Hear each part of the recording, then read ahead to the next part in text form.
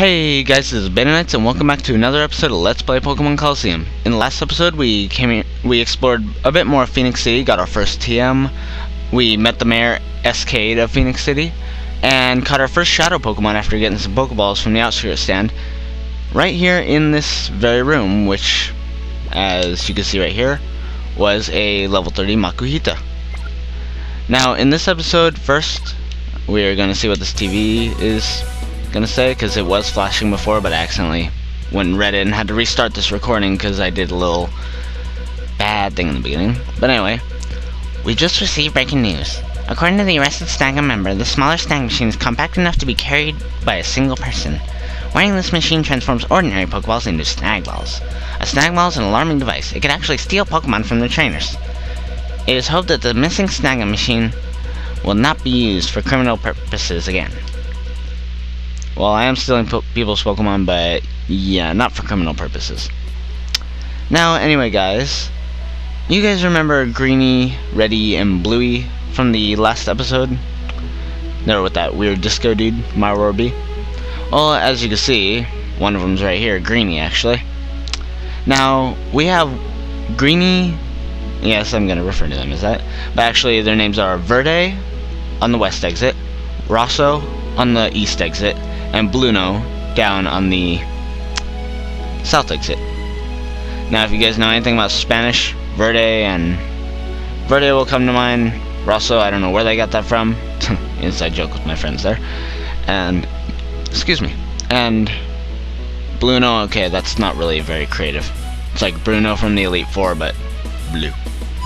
Anyway, each of these guys has a shadow Pokemon that you could actually capture.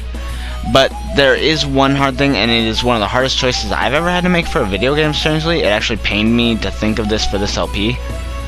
But anyway, after you capture, or after you battle one of the three, whichever one you choose, the other two leave, and you cannot capture their Pokemon until after you beat the main story of the game. So guys, choose wisely, and I will tell you what their Pokemon are right now. Now, first, you have Verde here on the west exit. Verde has Bayleaf. Bayleaf is the grass-type starter of the Johto region for the second generation games. If you guys have played Gold, Silver, Crystal, or Heart Gold and Soul Silver, awesome remix, then you will know this Pokemon. It's actually the second evolution of the grass starter Chikorita. Now, Bayleaf turns into Meganium, which is your generic grass-type, bulky grass-type. Has very good defenses overall. Its offenses aren't too bad, but they're not spectacular either. But this is mainly a defensive Pokemon. It's like a slightly inferior Umbreon. It's slightly worse typing, but it does learn better moves for a support Pokemon. Now, the Bayleaf in this game actually comes with, I believe, Sunny Day, which helps with its other move, Synthesis, to heal its HP, and Leech Seed also helps keep its HP up, so it learns a lot of moves that Umbreon can't learn and keeps it alive for much longer. So if you guys are looking for a defensive Pokemon to go along with Umbreon, or maybe you don't want Umbreon on your team, how dare you, then Bayleaf will definitely be your Pokemon. Now, if you head over here to the western exit, you'll see that the member Rosso has the Johto Grass-type starter, Fire-type starter, Quilava. Quilava is another generic Fire-type starter that you'll start out with in many games. And I bet from the whole Johto thing, you guys can see where this trio is going. Now, Quilava, in its final evolution, has a lot of speed. The generic 100, so it's not going to be outsped very easily unless they have a very fast Pokemon, which will probably outspeed most of your team anyway. And it has very good special attack to back up its fire typing, so it gets very good stat moves in Fire Blast or Flamethrower if you prefer accuracy. And in later games, I don't know about this one, it can learn Eruption. Again, if it can't learn in this one, I'm sorry. But in its final evolution, it can actually learn also Focus Punch, which is a really good fighting move if you can get the hit in. And it can also learn Thunder Punch, which, well, in its last form, if you look closely, its final stats are the exact same as Charizard. So, Thunder Punch is actually a very good way to separate itself from Charizard, besides not having the flying type. And it actually lets it combat water types pretty effectively. But if you guys are looking for a fire type or a good special attacker, to go along with Espeon, and you don't want to use legendaries in this game, and you'll see what I mean later, then Quilava is definitely the Pokemon for you. Now, finally, if my character will stop trying to run up when I'm trying to run down, if you chase his Castform around here like this, it will eventually lead you down to the south, like the south exit. And you will see the member Bluno. Now, as you guys probably have guessed by now, Bluno has the Water-type Johto starter Croconaw. Now, Croconaw evolves eventually into Feraligatr, which is one of my favorite Pokemon of all time. I swear, I just really love Feraligatr. And Feraligatr is kind of an awkward Pokemon. When it came out, its stats didn't really match its typing. Feraligatr, like I said, is a Water-type Pokemon, which means its stab attacks are special. But now, the weird thing about Feraligatr here is Feraligatr has actually a really good physical defense, but its best stat is its physical attack, which doesn't go along with its stab. But don't let that dishearten you. Now, Feraligatr actually learns many really good physical type moves, including Earthquake and I believe some rock moves. Possibly Focus Punch. God, I really should have looked up more of its moves before this. It was horrible. But it learns many good moves like Slash, which for its high critical hit ratio really helps with in-game stuff. Earthquake, and even having a water attack is still going to do a pretty decent amount of damage with this guy. Now guys, if you're looking for a water type or a physical type Pokemon, even if it doesn't have its stab, I would highly recommend Feraligatr, trust me. So, which Pokemon will I choose? Which Pokemon will be the one to join my team? Will I fight Verde? Or Bluno? Or Rosso? Find out next time, guys. Ha ha ha. Smeg face. Nah, I never do that to you guys. Get on with the show. Now, strangely, Now, you guys may have noticed that there's a slight difference with the bio of one of these three starters, and that is actually the one I'm going to be showing. Because I'm not going to show the evolutions of the Pokemon that I'm getting on my team until they actually evolve, just to keep a little suspense, I guess you could say. Now, this is what made it very hard for me to progress right now. I'm recording this a lot later than I usually do, because I had to choose between Quilava and Croconaw. I really want Croconaw, and I still do. I'm almost regretting this choice. But I wanted to give Typhlosion some airtime, despite me planning to do a Crystal LP sometime in the future. Now you guys may be thinking, despite, what does that mean? I'm telling you guys now, spoiler, I am going to be using Totodile as my starter in my Crystal LP when I do it. I'm sorry, hands down, there's no way I could choose any other one than that. That's why I decided to give Typhlosion some airtime in this game, even though there aren't really too many other water types in this game that I would rather use on my team. So anyway, let's get on with this. Sorry to break it to you, but I'm not about to let you pass. Or do you have this idea that you could take me in a battle? Yup. Wahaha. Who's gonna beat me? You are? Don't be crying out of regret later. And here we go, guys. Mystery Troop Rosso. Gotta admit, I kinda like his outfit. Though I would rather have Bluno's outfit, because blue is my favorite color. And right now, he starts off right with the Pokemon we were talking about. And I have to say, out of its three evolutionary forms, Quilava is adorable, guys. I don't care if anyone has anything different to say about it. Quilava's freaking adorable. I mean, look at him. He's just sitting there. Look at him. He's all evil. Now, I am going to try and get the other Pokemon out of the way fast. So I'm going to be using my weaker attacking Pokemon on Quilava, while obliterating Grimer here, who's a poison type, and again, weak against Espeon's psychic attacks like Confusion.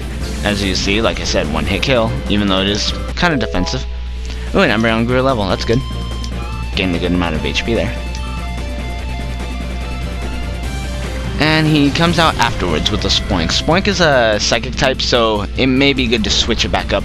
Ooh, Flame Wheel. That's actually a pretty good attack. Yeah, guys, in this LP, I am going to be worried about Espeon a lot, because if it doesn't one-hit kill its enemies, it's going to be taking a lot of damage. It has horrible defenses. Okay, so I'm going to take Bite against Spoink here, and I am going to use return against Quilava, and hope for God that this does not kill it. Okay. That's good. Oh, whoa. Okay, guys, yes, it also learns Dig. That's another move you will get eventually after you catch it.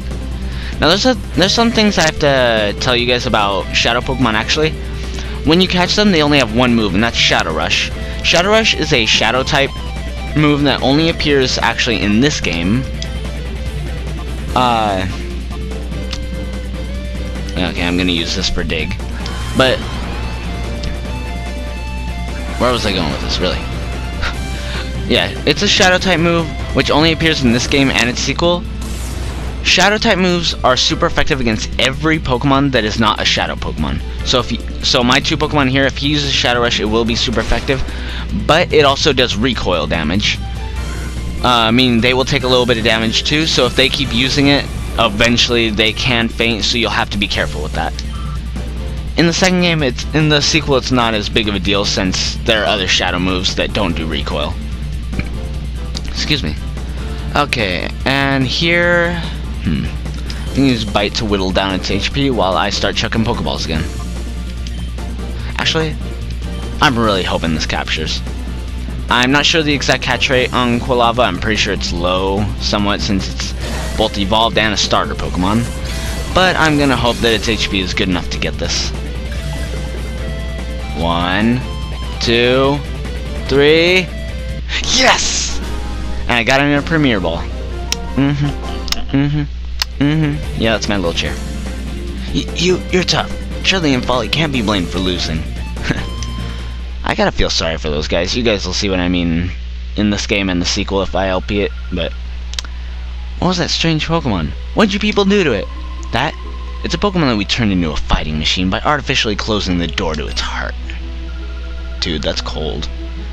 No, you didn't. You artificially closed the door to that poor Pokemon's heart? Knowing that's not gonna help you do anything. You wanna bet? I know. When I was little, I heard about that. Told you. They say that if any Pokemon closes the door to its heart, it can be gradually reopened by battling together with it. Beta, let's go. Those kids are probably heading for Pyrite Town. After all, it was in Pyrite that they captured me. Yes, guys, that is our next destination, story-wise, but LP-wise, that is not where we're going next. Next, I want to actually take you guys to the pre-gym here, and what's our time at? Oh, yeah, we still have time for this. Now, the first thing I want to do is take you up here. I believe if you talk to this woman here. Now, pay attention. One does not become a good trainer simply by battling without strategy. Just hit him with strong moves. A good trainer always thinks about the Pokemon that are in battle. Oh, you must be a trainer too. Are you listening in on my class? Since you're here, I have something here that you might like. May I see your PDA, please? Thief! Thief! I need an adult! I need an adult! Oh, that's a Pokemon Digital Assistant, or P*DA for short. Why'd they put a star in there? Was PDA copyrighted? Beta, you have one too, don't you? She just took it from me. Okay, now she did. Here you go. I've upgraded and added strategy memo function. The strategy memo function. You'll be able to check the types and abilities of the Pokemon you've met at a glance. Come see me whenever you like. I'll update your PDA with detailed data on the Pokemon you've met. I hope you make good use of the strategy memo as you aim to be a great trainer. Okay, guys, I'm not sure if you actually do have to talk to her later in the game for this or not. Who knows, you may. But if you go to your start menu, you go here to PDA. This is basically like your Pokedex type thing. You'll see you now have the strategy memo. Strategy memo will show you information on every Pokemon you've seen in battle, and any Pokemon that you have yourself. Snag list, by the way, is just going to show you the different snaggy Pokemon that you get. Now, this is what I talked about, guys, with switch out. I don't know, actually. I will switch out controller. I will switch out Espeon for now, and you guys will see why. Now, you'll see Quilava there, and just below his little picture, you'll see there's an item. Quilava comes with Charcoal, which raises the power of Fire-type moves. Now, Croconaw comes with Mystic Water, and Bayleaf comes with Miracle Seed, which do the same for Water and Grass types, respectively. Now guys, I'm actually gonna heal real quick, so I'll be right back. Okay guys, I am back here in the pre-gym, and now there's actually one last thing that we need to do here. Or at least that I want to. Hi, welcome to the pre-gym. This is a place for trainers and Pokemon to not only sharpen their strengths and skills, but also their body and spirit. Okay, I guess you didn't have to talk to her. Where am I supposed to go? Oh wait, I think I remember what I need to do. If you guys go over here, see this purple haired dude? Hello, I'm Justy. I'm in charge of running the pre-gym. Judging by your appearance, I'd say you're traveling, the two of you. Well, what do you think? Since you're already here, do you feel like having a battle? Yes. Okay, then let me introduce you to the trainers of pre-gym. When you're ready to go to the battle arena in the battle area in the center and stand on at the left-hand side. Justy, you guys will see, is basically like the gym leader of this place. But if you talk to him and you go over here, Beta, go for it. I'll be right here cheering. Looks like you're ready. Well, let's get this started. In all, you'll be facing 4 trainers. They're all a handful, I can vouch for that. And now this is where your opponent enters.